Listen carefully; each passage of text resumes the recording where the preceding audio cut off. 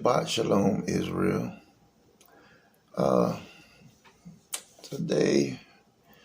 Tonight I wanted to discuss Adam and Eve.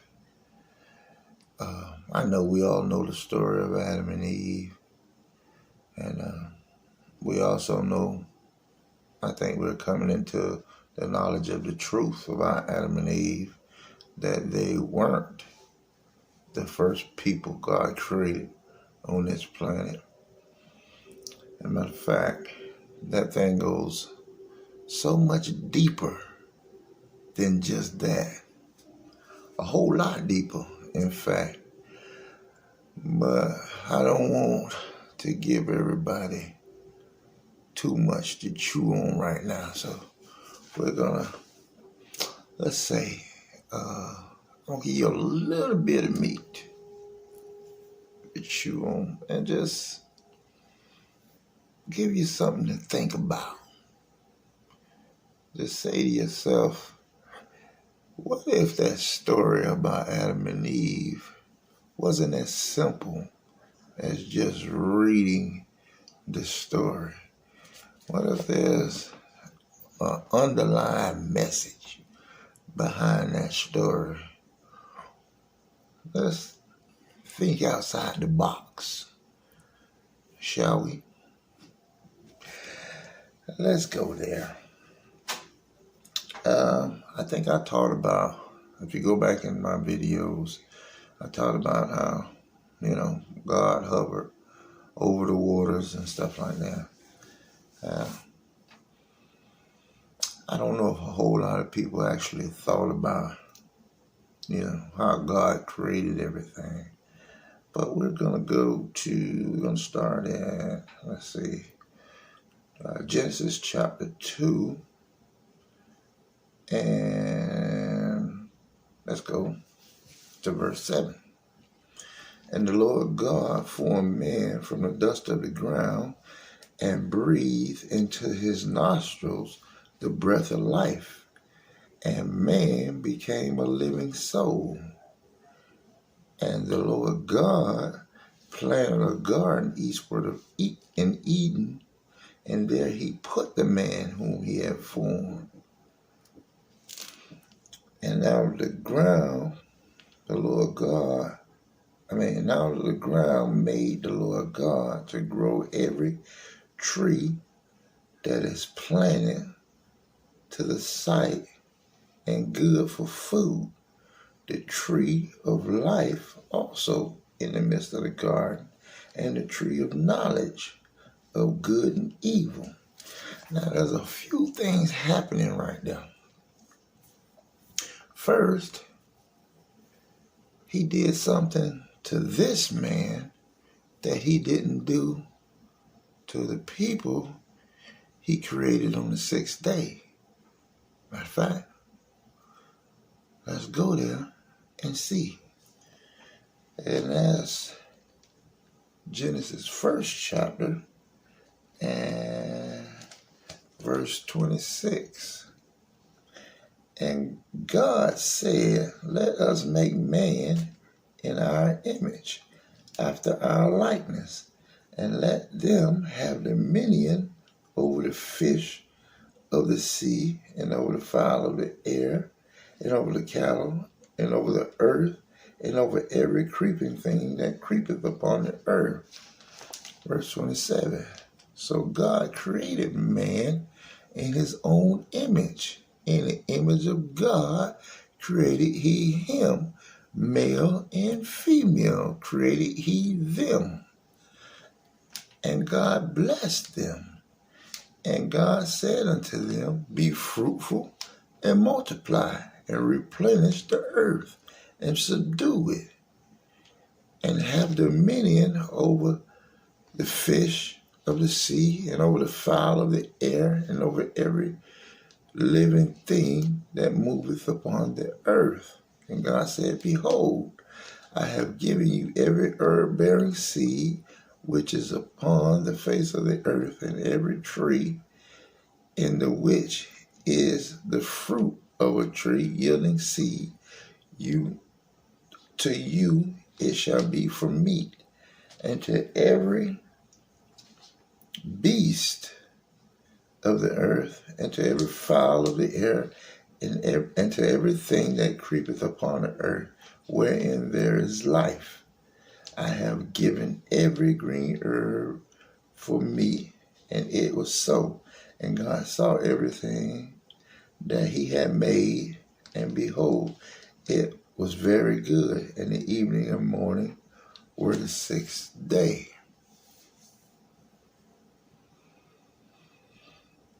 Now, he made man on the sixth day. Because if you go into chapter 2, as the heavens and earth was finished, and all the host of them, and on the seventh day, God ended his work. First verse, chapter 2. So, he made man and woman. He made both man and woman, and told them to replenish the earth. Now, of course, we know that one day is as 1,000 years, and 1,000 years is as one day. If you go back and look at my video, I'll take you through the whole thing about where to find all that I'm telling you. I just don't want to go back there right now because it's taking me away from where I want to go. So if you go back and look, check that out. But the seventh day, God rested. So he didn't do anything on the seventh day because that's the Sabbath day. He sanctified that day. He rested, so we supposed to rest on the Sabbath day. So, but that Sabbath day for God was 1,000 years to man. So while God was resting, man was replenishing the earth. They were doing what God told them to do. Be fruitful, multiply, and replenish the earth. So for 1,000 years, man reigned on earth before he even created Adam. Because he created Adam after the seventh day. So, and then, not only that, but it also says that on the third day, we may have to go there, that he created every tree bearing fruit after its kind. If you read Genesis, and I got that in the video also, every tree was created on the third day. Yet, he found it necessary to create more trees in the garden. This time in the garden that he planted just for Adam. But let's think outside the box.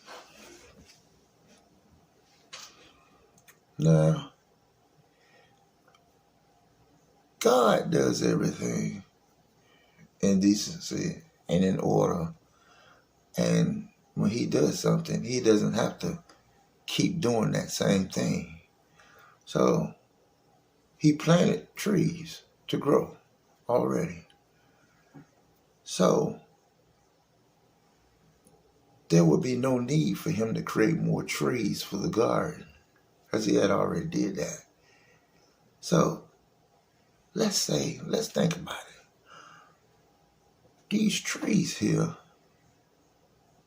could represent nations. There's a place to find that in the Hebrew, that could be, those trees can also be nations.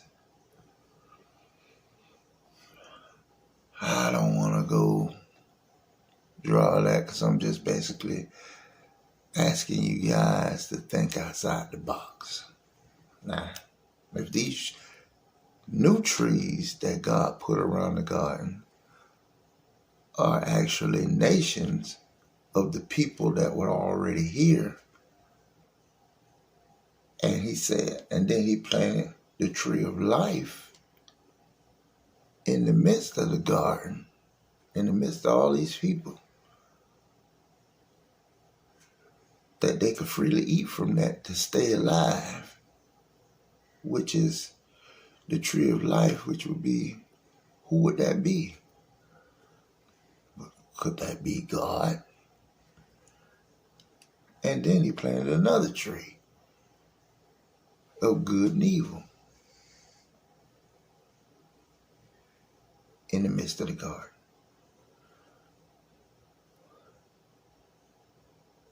What people seem to believe are the serpent people. They've been here 1,000 years. They possess knowledge of good and of evil. And we know, we can flip through the Bible and see that for fruit, sometimes it represents eating knowledge. So God said to Adam and Eve, from all the trees around the garden, you may freely eat. You may gain that knowledge from these people that have been there 1,000 years. There's stuff that they can teach you, stuff that they can show you. You can freely deal with them all around the garden. You can deal with these people. But of one people, if you eat their fruit, you shall surely die. Why is that? Because they had knowledge of good and evil. They could tell you how to be like the Most High, instruct you if you eat their fruit.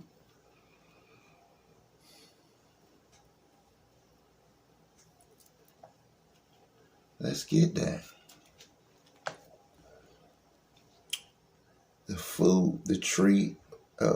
The tree of life also in the midst of the garden, and the tree of knowledge of good and evil.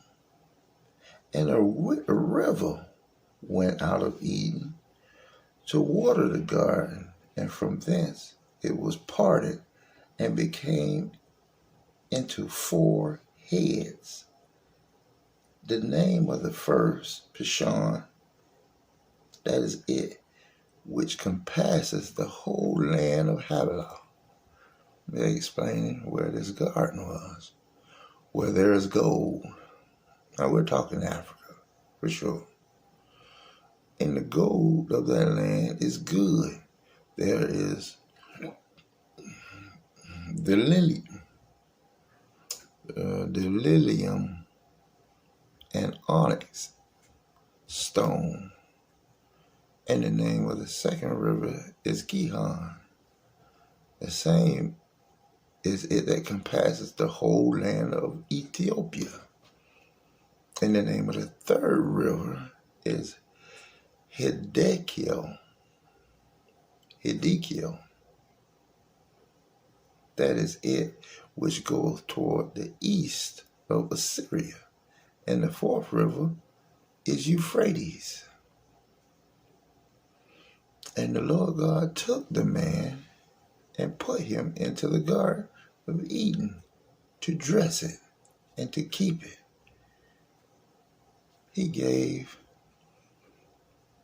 made Adam, who we can also call the Adamites. He gave them possession of the garden. But they only concentrate on one man, Adam. But they don't say he became a nation. So let's keep going. And the Lord God commanded the man, saying, of every tree of the garden thou mayest freely eat, but of the tree of the knowledge of good and evil thou shalt not eat of it, for in the day that thou eatest thereof thou shalt surely die. And the Lord God said, it is not good that man should be alone. I will make him a helpmeet for him. And out of the ground, the Lord God formed every beast of the field and fowl of the air, and brought them unto Adam to see what he would call them. And whatsoever Adam called every living creature, that was the name thereof. And Adam gave names to all cattle, to all fowl of the air, to every beast of the field. But for Adam there was not found an helpmeet for him. And the Lord God caused a deep sleep to fall upon Adam, and he slept. And he took one of his ribs and closed up the flesh instead thereof. And the rib which the Lord God had taken from man made he a woman, and brought her unto the man. And Adam said, this is now bone of my bone and flesh of my flesh. She shall be called woman, because she was taken out of man. Therefore shall a man leave his father and his mother, and shall cleave unto his wife, and they shall be one flesh. And they were both naked, the man and his wife, and were not ashamed. Now the serpent was more subtle than any beast of the field which the Lord God had made. And he said unto the woman. Now, if you listen to this verse,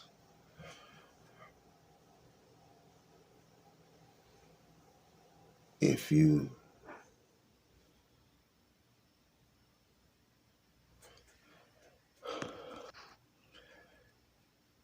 start to believe that these serpents, this is a real serpent that's talking to the woman,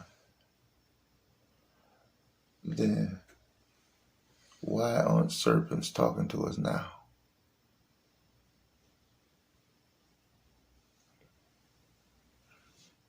Some say because he cursed them to crawl on his belly, but he didn't take his tongue.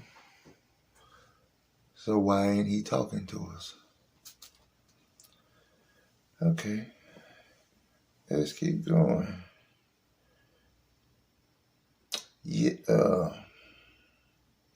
And he said unto the woman, yea, hath God said, ye shall not eat of every tree of the garden? And the woman said unto the serpent, we may eat the fruit of the trees of the garden, but the fruit of the tree which is in the midst of the garden, God hath said, we shall not eat of it, neither shall we touch it, lest we die.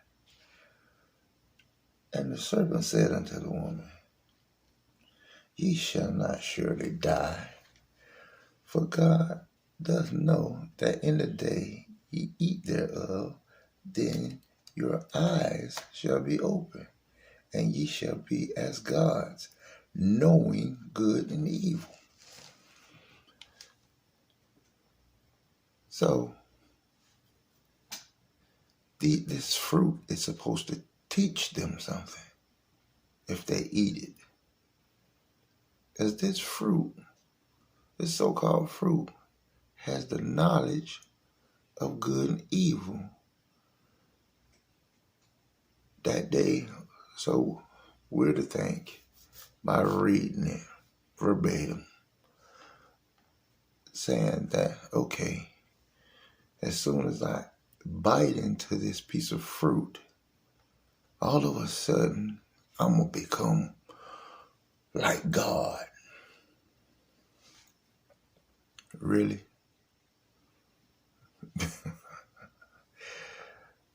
If you think outside the box and just say to yourself, what kind of fruit does that? No, the Bible is trying to tell you that if you eat, if you listen, if you're taught by these people that the Bible is referring to as serpent people, if you're taught by them, you will learn. They will give you the knowledge of good things and bad things, good and evil things, because they possess that knowledge. They've been there 1,000 years, these so-called people. And they probably played with magic, serpentry, wizardry.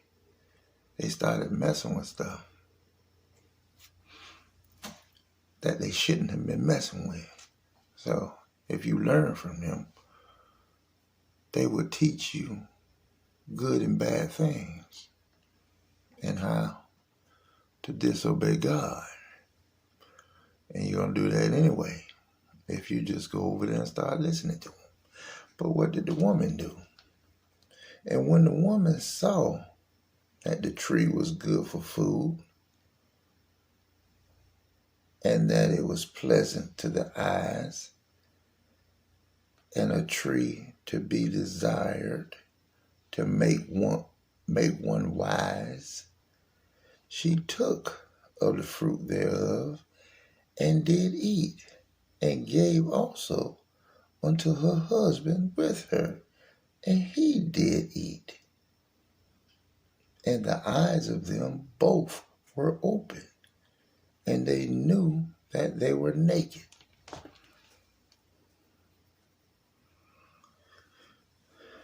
Okay. To know you are naked, and you walking around this whole time, and you don't know something, but then you eat this fruit, and all of a sudden your eyes become open, and now you know you naked. Really? No. Someone had to teach you. Someone had to show you to give you the understanding that you were so-called naked. Let's keep going. And they heard the voice of the Lord God walking in the garden in the cool of the day. And Adam and his wife hid themselves from the presence of the Lord God amongst the trees of the garden. And the Lord God called unto Adam and said unto him, Where art thou? And he said, I heard thy voice in the garden, and I was afraid, because I was naked, and I hid myself. And he said, Who told thee that thou was naked? It just said, Who told thee that thou was naked? Meaning, someone gave them that knowledge. Someone was talking to them and explained to them that they were naked. So was it a fruit that they bit into, and then they all of a sudden realized they were naked? Or was it as God said, someone told them they were naked, explained it to them? Let's keep going. Hast thou eaten of the tree whereof I commanded thee that thou shouldest not eat? Have you all been talking to the serpent people? Have you all been eating that knowledge from the serpent people? And the man said, the woman whom thou gavest to me gavest to be with me, she gave me the tree. She introduced him to the tree, the serpent people. And I did eat. Adam didn't say, she gave me the fruit and I ate it. No. He said, she gave me the whole tree. She gave me the tree. It's what it says. It says, she gave me of the tree.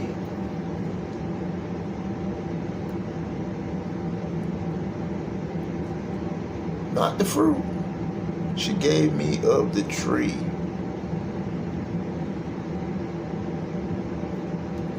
And I did eat. I took it in. And the Lord God said unto the woman, what is this that thou hast done? And the woman said, the serpent beguiled me, and I did eat.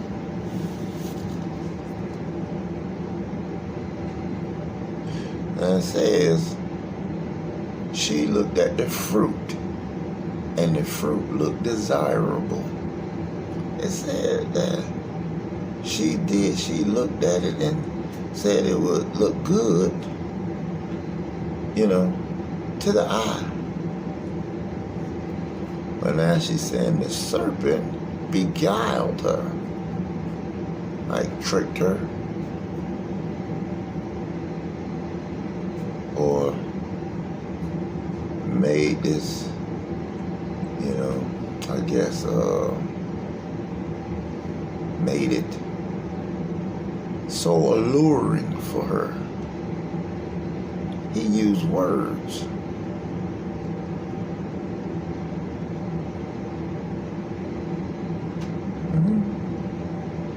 And he beguiled her, and she did eat. She said, and I did eat. I took it in. Yes, I did. And the Lord God said unto the serpent, because thou hast done this, thou art cursed above all cattle and above every beast of the field. Upon thy belly shalt thou go, and dust shalt thou eat all the days of thy life.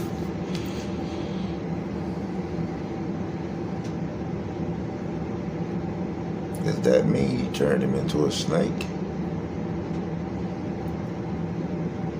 Because that's how it was explained to me in Christianity, that the serpent was turned into a slithering snake. But these are serpent people.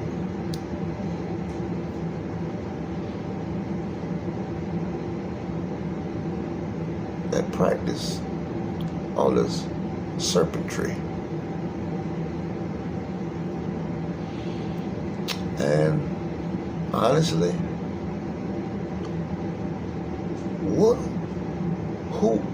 these people aren't even alive today because God killed everybody. Even when he flooded the earth.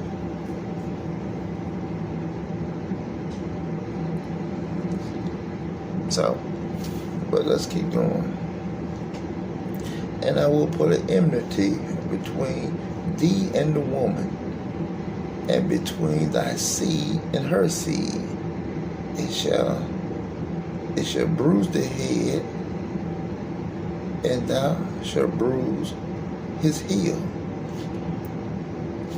And next one, he cursed the woman. But we're going to go down to verse 17. And unto Adam he said, because thou hast hearkened unto the voice of thy wife, and hast eaten of the tree of which I commanded thee, saying, thou shalt not eat of it. Cursed is the ground for thy sake. In sorrow shalt thou eat of it all the days of thy life. Thorns and thistles also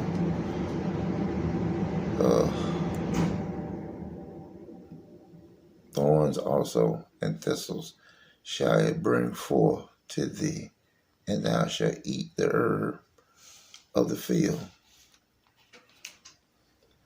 In the sweat of thy face shalt thou eat bread till thou return unto the ground, for out of it wast thou taken. For dust thou art, and unto dust shalt thou return.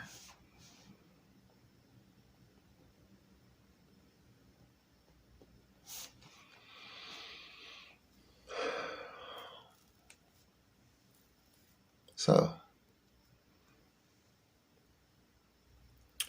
for you all that think outside the box and not,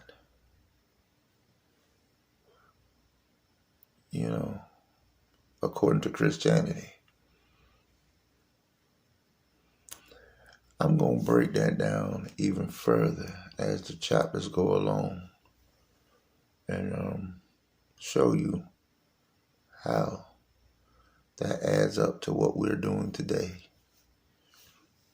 How this same thing applies to us today, because there's nothing new under the sun. Just like what Adam and Eve went through, we still go through the same things today. Shalom, Israel. Oh, before I forget, if you like the video, hit that thumbs up. Share the video with family and friends.